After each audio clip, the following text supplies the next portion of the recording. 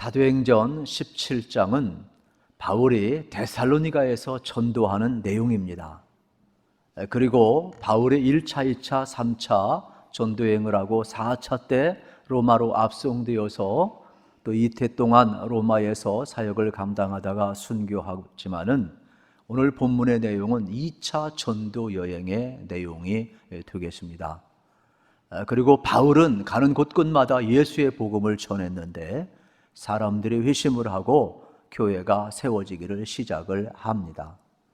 그러면 특별히 바울이 가는 곳곳마다 교회가 세워졌다 이야기를 하는데, 오늘 우리가 사도행전 강해를 계속하는 이유는 바로 성경에 나와 있는 교회가 무엇인가, 또 우리 주님의 심장 속에 있는 그 교회가 무엇인가를 알기 위해서 그런 것입니다.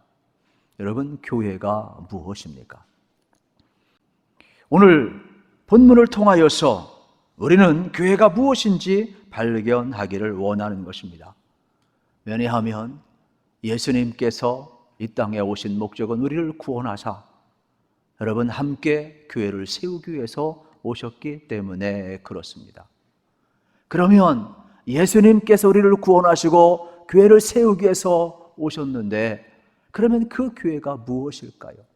지금 세상 사람이 이야기하는 것처럼 여러분 다양한 모든 모습이 교회일까요? 성경은 그렇게 이야기하지 않습니다. 성경은 교회는 하나라고 이야기합니다. 주도 하나요, 성령도 하나요, 하나님도 한 분인 것처럼, 믿음도 하나인 것처럼 하나님을 주인으로 삼고 예수님을 머리로 하고 성령이 운행하는 곳이 교회라고 이야기를 합니다. 오늘날 아무리 여러분 큰 교회를 짓고 하드웨어나 소프트웨어를 전부 다 갖추고 프로그램이 돌아가고 주차장이 좋고 수많은 사람이 몰려온다고 해서 그게 다 교회일까? 그렇지는 않습니다. 그곳에 하나님이 주인 되고 예수님이 머리가 되고 성령님이 운행하지 않는다면 사람의 모임일 뿐이고 소란스러울 뿐입니다. 그런 것을 가리켜서 교회라고 하지는 않습니다. 교회는 예수님과 함께 지어져 가야 교회가 되겠습니다. 오늘 우리 교회가 예수님과 함께 지어가는 가장 건강한 교회가 될 수 있기를 우리 주님의 이름으로 축복합니다. 그래서 사도 바울은 전도여행을 따라가면서 예수님과 함께 교회를 세워가고 있음을 볼 수가 있습니다. 원래 바울은 예수님이 하나님의 아들이라는 말을 믿지를 않았어요. 그래서 예수 믿는 사람을 핍박을 했습니다.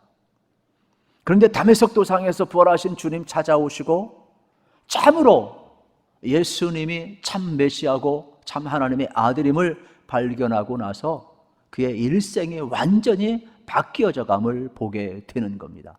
그래서 바울은 예수님만이 그리스도구나, 예수님만이 참 교회구나, 예수님만이 참 생명이구나, 예수님이 참 하나님이구나, 이것을 발견하고 경험하고 나서 그는 이 일에 자신의 모든 삶을 걸고 있습니다. 오늘 1절은 이러한 배경에서 계속 이어지고 있는 겁니다.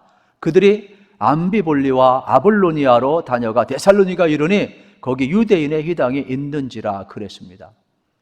지금 빌립보에 있다가 암비볼리와 여러분 아볼로니아로 거쳐서 데살로니아로 가고 있어요. 그러면 빌립보에 왔을 때에도 자기 계획입니까? 아니잖아요. 이미 사도행전 16장에서 바울과 실라는 아시아를 향한 선교 계획을 가졌지만 성령님은 마게도냐 한 사람의 환상을 보여주면서 건너와서 우리를 도우라. 그래서 선교의 방향을 유럽으로 틀어버립니다. 그리고 성령 앞에 민감했던 바울 일행은 자기 계획을 내려놓고 여러분 어떻습니까? 마게도냐로 왔어요. 그곳엔 회당이 없었나 봅니다. 그래서 강가에서 이제 거닐고 있는데 루디아를 만나서 복음을 전하게 됩니다. 그리고 길을 걸어가는데 귀신 들린 한 아이가 쫓아옵니다. 너무나 불쌍히 여기서 참 안타까워서 예수 그리스도의 이름으로 그를 온전케 하고 귀신을 춥게 합니다. 명령을 합니다. 그런데 이 사건으로 말미암아 소득을 얻고 있던 주인이 바울 일행을 고소를 하게 됩니다. 그래서 어떻게 된 거예요? 결박되고 매를 맞고 빌립보 감옥에 갇혔습니다. 하나님의 은혜로 말미암아 어떻습니까? 바울은 이 빌립보 감옥에서 나오는 기적을 그가 경험하게 됩니다. 그리고 나서 그는 빌립보에 남아있는 것이 아니라 이제 추방을 당하는 내용이 오늘 17장의 내용이 되겠습니다. 그러면 교회라는 것은 뭐냐? 어느 누구도 이 빌립보에 루디아를 통하여서 빌립보 교회가 세워져라 아무도 생각을 못했습니다. 성령의 인도하심 속에 그의 발걸음을 옮겼을 때에, 여러분 루디아를 만나서 그가 복음을 전했을 때에, 또 빌립보 감옥에서 나와서 떠나기 전에 루디아를 위로하고 떠나는데, 이 빌립보 지역의 루디아로 말미암아 여러분 한 가정, 한 심령에서 교회가 세워지는 겁니다. 정식으로 팻말은 붙지를 않았습니다. 그러나 교회라는 것은 뭐냐? 예수를 주로 고백하고 예수님과 함께 지어져가는 사람에 의해서 세워지고 있음을 보여주고 있는 내용이 되겠습니다. 그리고 그가 이제 빌립보에서 이제 추방이 되어서 밤빌로니아로 갑니다. 그리고 아볼로니아로 갑니다. 이 가는 길은 각각 48km가 떨어져 있습니다. 휘당이 없다 보니까 암비볼리나 아볼로니아로 계속해서 48km, 또 한 48km 정도 100km 이상을 여러분 킬로미터를 지금 가고 있는 장면을 우리 이제 볼 수가 있는 것입니다. 그리고 그곳에 가서 이제 데살로니가에 들어갔는데 이 데살로니가에는 회당이 있었더라 그랬습니다. 유대인들은 10명만 모이면 회당을 만듭니다. 그리고 거기에서 모여서 정보를 교환합니다. 그리고 율법을 읽습니다. 그리고 그들은 토론 문화이기 때문에 누구든지 나와서 이 성경을 강론하고 서로 토론할 수가 있습니다. 그러니까 바울의 전도 전략은 회당을 가는 거예요. 그리고 거기 거점 삼아요. 그리고 그는 텐트 메이커이기 때문에 거기에 유대인들 같은 직업을 가진 사람을 통해 정보를 얻습니다. 그리고 다른 사람 앞에 신세지지 않기 위해서 그는 그곳에서 많은 정보를 교환하고 또 정착을 하게 되는 전략을 씁니다. 또 유력자가 있다 보니까 그곳에 있는 사람 복음을 전해서 그들이 믿게 되면 소문도 빨리 퍼지고 또 교회도 빨리 세워지고 큰 영향력이 있음을 너무나 잘 알고 있었습니다. 그래서 바울은 이러한 전략을 지금 세우고 있어요. 그런데 2절, 3절에 보게 되면은 바울이 자기의 관례대로 그들에게로 들어가서 새 안식일의 성경을 가지고 강론하며 뜻을 풀어 그리스도가 해를 받고 죽은 자 가운데 다시 살아나야 할 것을 증언하고 이르되 내가 너희에게 전하는 이 예수가 곧 그리스도라 하니 말씀하고 있습니다. 여러분, 관례라는 것은 습관을 이야기하는 겁니다. 익숙한 대로 그분의 전략에 따라서 회당에 먼저 가는 겁니다. 그리고 그곳에 가서 그는 여러분 복음을 전하고 있음을 우리가 볼 수가 있습니다. 3주 동안 여기에 머물면서 여러분 복음을 전하고 있는 겁니다.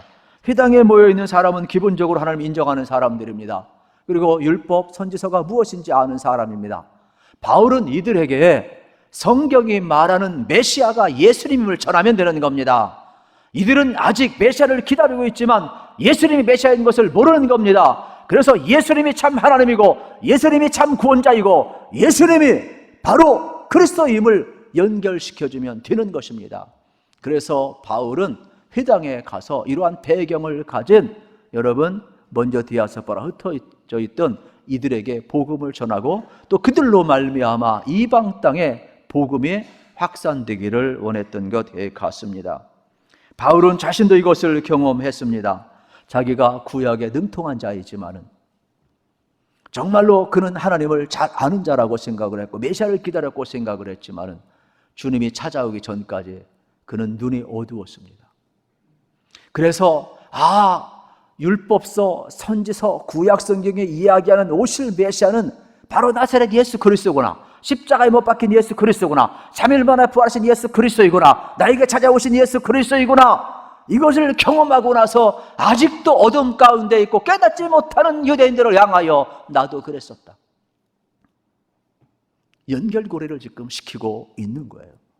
그러면서 바울은 회당에서 토론하면서 자연스럽게 구약 성경은 예수를 가리키고 있고 우리가 기다리던 그 예수 그리스도 그분이 오셨다라고 연결시켜주고 강론하고 있음을 볼 수가 있는 것입니다. 그래서 바울의 전도 방법은 철저히 성경을 펴고 강론하는 방법이 되겠습니다. 이렇게 바울의 전도는 성경을 가지고 강론하는 것입니다. 왜 성경을 강론할까요? 성경은 인생의 여러분 해답이기 때문에 그렇습니다. 세상은 우리 인생에게 문제를 던져주지만 성경은 우리에게 답을 주고 있는 겁니다. 그래서 바울이 이것을 깨달았잖아요. 그리고 나서 바로 유대인들에게 동일하게 그들의 눈을 뜨게 해주고 있음을 볼 수가 있습니다. 저는 오늘도 여러분 원론적인 이야기 같지만은 성경 읽기가 어려운 시대이지만은 성경을 좀 가까이 하시고 성경을 좀 많이 읽으셔서 여러분이 능력도 경험하시고 또 다시 한번 여러분의 영육의 유익을 꼭 취하시기를 우리 주님의 이름으로 축복합니다. 그리고 뜻을 풀어서 설명을 하고 있는데 이 말은 예수가 그리스도다 이렇게 바울이 전했다 이러한 내용이 되겠습니다. 왜 그리스도께서 고난을 받으시고 죽으셔야 했는지, 왜 하나님이 인간의 몸을 입고 이 땅에 오셨는지, 왜 십자가와 부활과 연결되어서 지금 바울이 설명하고 있는지 여러분 본문은 이야기를 해주고 있는 것입니다. 그 당시 유대인들에게는 십자가는 말이 안 되었습니다. 왜 하나님이 십자가에 죽어야 합니까? 어떻게 보이지 않는 하나님이 보이는 인간의 모습을 입고 온단 말입니까? 그렇기 때문에 그들은 예수님의 인성에 대해서, 역사성에 대해서 받아들이기가 어려웠습니다. 그리고 그들의 상식선에서는 의문을 갈 수밖에 없죠. 로마의 여러분 형틀 가운데 하나가 십자가 아닙니까? 죄인들이 죽는 그 형틀에서 왜 하나님이 죽어야 합니까? 왜 하나님의 아들이 죽어야 합니까? 어떻게 그게 이해가 되겠어요? 이해 안 됩니다. 지금도 유대인들은 이해 안 됩니다. 유일신을 갖고 있는 그들, 하나님이 죽으면, 전능자가 죽으면 그게 여러분 이해가 되겠습니까? 이러한 그들에게 지금 바울은 예수가 그리스도다 지금 전도하고 있음을 볼 수가 있는 것입니다. 그래서 성경을 풀어준다는 것은 바로 예수님이 우리의 몸을 입고 와야만이, 십자가에 죽어야만이 우리의 죄 문제가 해결되기 때문에 성경을 풀어가는 거예요. 그리고 예수님이 부활하셔서 우리에게 영원한 생명을 주셨는데 십자가의 용서와 부활을 통하여서 영원한 생명을 주셔서 죽어도 다시금 사는 하나님 나라 백성으로서 자유케 하셨음을 선포하고 있음을 우리가 볼 수가 있는 겁니다. 그러므로 이 복음은 역사 속에서 증명해내고 있는 변증임을 우리는 알아야 하는 것입니다. 예수님은 역사적인 존재인 것입니다. 오늘 우리도 마찬가지입니다. 예수님이 참 인간이시고 참 하나님이신 것을 우리가 알 때, 또 이것을 믿고 체험하게 될 때 우리는 그분이 행하신 일을 받아들이고 믿음으로 사는 거예요. 그래서 종교개혁주의는 오직 의인은 믿음으로 말미암아 살리라. 그 믿음이 뭐예요? 여러분, 하나님이 예수님을 보내셔서 십자가에서 우리의 모든 죄를 다 사해 주시고 믿는 자마다 영원한 생명을 주었는데 하나님이 하신 일을 믿고 하나님과 바른 관계를 갖고 사는 게 믿음이라 이 말이에요. 무조건 믿는 것이 아니고 어떠한 신념도 아니고 적극적인 사고방식도 아니라 이 말이에요. 하나님과 바른 관계를 갖는 게 믿음이라고 성경은 이야기를 하는 겁니다. 그러므로 오늘 우리가 믿음으로 산다는 것은 그저 믿습니다 이게가 아니라 하나님과 바른 관계를 갖고 살고 하나님이 십자가에서 이루신 구속사건을 믿고 부활하셔서 믿는 자에게 영원한 생명을 주신 것을 믿고 우리는 순례의 인생길을 걸어가지만 전부 다 하나님 나라 갈 것을 믿고 성경을 기준으로 살아가는 게 이게 믿음인 거예요. 그러므로 여러분 가운데 하나님이신 이 믿음이 온전히 다시 한번 회복되기를 축복합니다. 그래서 사도 바울은 계속해서 예수님이 그리스도라 변증하고 있는데 구약 성경을 동원합니다. 율법서를 동원합니다. 선지서를 동원합니다. 창세기 3장 15절에 있는 말씀처럼 아담이 범죄함으로 어떻게 되었습니까? 원죄가 들어오고, 그래서 하나님은 사랑하셔서 우리에게 메시아를 보내주겠다 이야기했는데 창세기 3장 15절에 예수님이 여자의 후손으로 오는데 여자의 후손과 뱀의 후손이 이제 원수가 될 것이다. 그러나 사단도 예수님의 발꿈치를 상하게 하지만 십자가에 죽게까지는 하지만은 거기서 끝나는 겁니다. 더 이상 마귀는 더 이상 할 수가 없어요. 살려내는 것은 하나님이 하는 겁니다. 세상의 핍박과 환난도 거기까지입니다. 환난과 핍박을 이기게 하고 살리고 생명의 역사, 부활의 역사는 하나님이 하시는 거예요. 마귀는 거기까지 못합니다. 세상은 거기까지 못합니다. 그러므로 우리의 믿음은 십자가와 부활 속에서 우리의 믿음이 있음을 알아야 되는 겁니다. 그래서 바울은 이것을 체험하고 나서 십자가와 부활을 대비시키면서 예수님이 참 인간의 모습으로 오셨고 참 구원자이고 참 메시아임을, 그리스도임을 지금 드러내놓고 있음을 보게 되는 것입니다. 4절 5절에 보세요. 이렇게 전할 때 그 중에 어떤 사람 곧 경건한 헬라인의 큰 무리와 적지 않은 기브인도 고난을 받고 바울과 실라를 따르나 그러나 유대인들은 시기하여 저자의 어떤 불량한 사람들을 데리고 때를 지어 성을 소동하게 하여 야손의 집에 침입하여 그들을 백성들에게 끌어내려고 찾았으나, 이게 무슨 내용이요? 복음 전했더니 믿는 사람도 있다라는 겁니다. 더러는 헬라인들도 더러는 경건한 기브인들도 다 믿었다라는 겁니다. 그런데 이런 일만 있는 것이 아니라 또 시기하여 거부하는 사람도 있었다라는 겁니다. 그래서 소동을 일으키고 바울과 실라를 핍박하는 사람도 있었다라는 겁니다. 우리는 여기에서 우리가 다시 한번 깊이 있게 생각해야 될 것은, 여러분, 바울과 실라는 소동 일으킨 적이 없어요. 그런데 소동 일으켰다라고 고소를 하고 찾고 난리가 나는 겁니다. 심지어 발견하지 못하니까 6절 7절에 보면 야손의 집에 들어갑니다. 그래서 야손의 집에 들어가서 발견하지 못하며 야손과 몇 형제들을 끌고 읍장들 앞에, 여기 읍장은 치안 담당자죠, 가서 소리질러 이르되 천하를 어지럽게 하던 이 사람들이 여기도 이름에 야손이 그들을 맞아 들였도다. 이 사람들이 다 가이사의 명을 거역하여 말하되 다른 임금 곧 예수라는 이가 있다 하더이다 하니 말씀하고 있어요. 야손은 바울과 실라를 맞이했을 뿐이에요. 소동 일으킨 적 없어요. 그냥 환영했을 뿐이에요. 그런데 소동은 자기들이 불량배를 동원해가지고 일으켜놓고 엉뚱한 짓 하는 거예요. 그리고 가서 고소를 하는 거예요. 심지어는 황제의 명령까지도 어겼다고 이야기하는, 어긴 적도 없어요. 아무리 바울과 실라 차도 없으니까 결국은 야손과 그의 형제들을 끌고 나와요. 협박을 하는 거예요. 바울 내놓으라.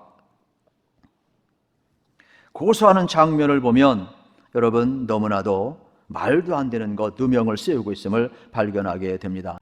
바울은 이러한 가운데 속에서도 수없는 방해가 있어도 그는 복음을 증언했는데, 나중에 이 데살로니가에서 복음을 증언했을 때 데살로니가 교회가 세워지고 그 교회가 얼마나 든든히 서갔던지 믿음과 사랑과 소망의 인내, 그래서 그들은 믿음의 역사, 그 사랑의 수고, 소망의 인내를 따라서 본이 되었기 때문에 이 데살로니가 전서를 쭉 살펴보게 되면은 아주 교회가 든든히 서가고 여러분 온 소문이 널리 퍼졌더라 그랬어요. 이건 뭐냐요? 바울이 어미의 심정을 가지고, 젖을 먹이는 심정을 가지고 복음을 먹였다는 뜻이에요. 애정이 있는 거예요. 그리고 내가 너희를 위해 목숨까지 내놓겠다. 실질적으로 바울은 목숨 내놓고 산 사람이죠. 이미 그는 예수 안에서 죽었고 예수 안에서 사는 삶을 그는 살아가고 있어요. 오늘 우리가 이런 열정을 좀 배웠으면 참 좋겠어요. 9절 10절입니다. 야손과 그 나머지 사람들에게 보석금을 받고 도와주니라. 밤에 형제들이 곧 바울과 실라를 배려하러 보내니 그들이 이르러 유대인의 회당에 들어가니라 그랬어요. 결국 야손이 붙잡혀 갔다가 혼쭐 나고 보석금 내고 풀려났어요. 풀려날 때 그냥 풀려났겠어요? 바울과 실라 너희 집에서 내보내라. 여기 데살로니가에서 내보내라. 알았습니다. 어쩔 수 없이 도장 찍고 나왔죠. 그리고 나서 그날 밤에 바울과 실라를 이제 어떻습니까? 베리아로 보내는 장면이에요. 바울과 동행했던 누가는 의사잖아요. 그런데 바울과 늘 동행을 해요. 그래서 하나님은요 외롭게 안 하셔요. 복음의 사람, 하나님의 사람 절대로 외롭게 안 합니다. 아리스다고뿐만 아니라 누가까지도 동행케 하시고, 그래서 우리가 이 바울과 실라 둘만 간 게 아니에요. 이 복음의 역사를 보게 되면 항상 그 곁에 사람을 두는데, 바울은 또 냉정한 사람이라 이러한 눈물 콧물 다 생략을 하고 그냥 어떻게 해요? 밤중에 데살로니가를 떠나서 베레아로 갔다 이렇게 딱 단문을 써버리고 있어요. 왜요? 이런 게 다 성령의 역사라는 거예요. 전도인의 가는 길은 성령이 인도하는 대로 순종하며 가야 된다는 거예요. 그래서 초점이 성령의 인도와 복음의 발걸음에 여러분 누가가 초점을 맞추고 있는 장면을 보게 되는 것입니다. 그렇습니다. 이제 그들이 베리아로 갔을 때 베리아 사람들은 어떠냐? 11절에 이렇게 표현을 합니다. 베리아에 있는 사람들은 데살로니가에 있는 사람들보다 더 너그러워서, 이건 개역 성경의 신사적이어서 이렇게 나와요. 간절한 마음으로 말씀을 받고 이것이 그러한가요? 날마다 성경을 상고함으로 그랬어요. 베리아 사람들은요, 신사적이에요. 마음이 너그러워요. 그러면서 어떻게 간절히 말씀을 삼아요. 그리고 바울이 전도하고 성경을 풀어줬을 때마다 그 말씀이 진짜 성경의 말씀인가 상고하고 있어요. 고상하게 또 연결하고 연구하고 있음을 우리가 볼 수가 있습니다. 저는 여러분들이 하나님의 말씀을 간절히 사모할 뿐만 아니라 하나님의 말씀을 여러분의 마음에 활짝 열고 넓히셔서 들으시고 이 풍성한 은혜를 누리시고 또 성경을 꼭 상고하셔서 성경을 기준으로 삼기를 축복합니다. 결국 말씀을 전하는 자와 말씀을 받는 자가 하나가 될 때 진리를 깨달을 수 있고 우리는 온전히 여러분 은혜를 체험할 수가 있는 겁니다. 그래서 4절과 12절에 데살로니가에서도 다른 사람이 있었고 12절 베리아에서 믿는 사람이 있었더라 그랬어요. 이건 전도의 결과죠. 방해가 있어도요, 가는 곳곳마다 짧던 길던 이렇게 여러분 전도의 열매가 있는 것입니다. 오늘 우리가 이걸 좀 믿었으면 좋겠어요. 방해한다고 복음이 막히는 것이 아닙니다. 복음은 성령의 인도하심을 따라 전 세계로 흘러갔고 우리 주변에 복음을 모르는 사람들에게 계속 흘러가고 있음을 발견해야 합니다. 그러므로 오늘의 시대 앞에 우리가 주춤거릴 필요가 없어요. 방해자가 있어도 주춤거릴 필요가 없어요. 우리는 어떡합니까? 바울처럼 가는 겁니다. 하나님이 인도하고 있음을 우리는 알아야 하는 것입니다. 그때 열매도 맺게 되어 있습니다. 그래서 13절, 14절에 보면 데살로니가에 있는 유대인들은 바울이 하나님의 말씀을 베리아에서도 전한 줄 알고 거기서도 가서 무리를 움직여 소동하게 하거늘 형제들이 곧 바울을 내보내어 바다까지 가게 하되 실라와 디모데는 아직 거기 머물렀더라 그랬어요. 베리아까지 쫓아와가지고 유대인들이 방해를 해요. 그 이유는 시기심이라는 거예요. 그래서 예루살렘에서부터 여러분 지금 계속해서 바울을 따르며 괴롭히는 사람이 있어요. 이거는요 불쌍한 사람이에요. 마음에 시기심이 있는 사람은요 불쌍한 사람이에요. 예수 앞에 붙들려야지 왜 마귀 앞에 붙들립니까? 시기는 자기도 파괴를 하고 남도 파멸시키는 거예요. 저는 여러분의 마음 가운데 예수님의 마음이 있기를 축복합니다. 15절 읽고 끝냅시다. 15절입니다. 바울을 인도하는 사람들이 그를 데리고 아덴까지 이르러 그에게서 실라와 디모데를 자기에게로 속히 오게 하라는 명령을 받고 떠나니라. 지금 베레아에서도 또 떠나야 돼요. 아덴까지 가요. 그리스의 아테나를 이야기하겠죠. 여러분, 지금 바울은 표면적으로는 핍박을 피하여서 또 거기에 있을 수 없어서 계속 이동하고 도망가는 것 같지만 그 발걸음 인도하시는 분은 누구예요? 성령님이에요.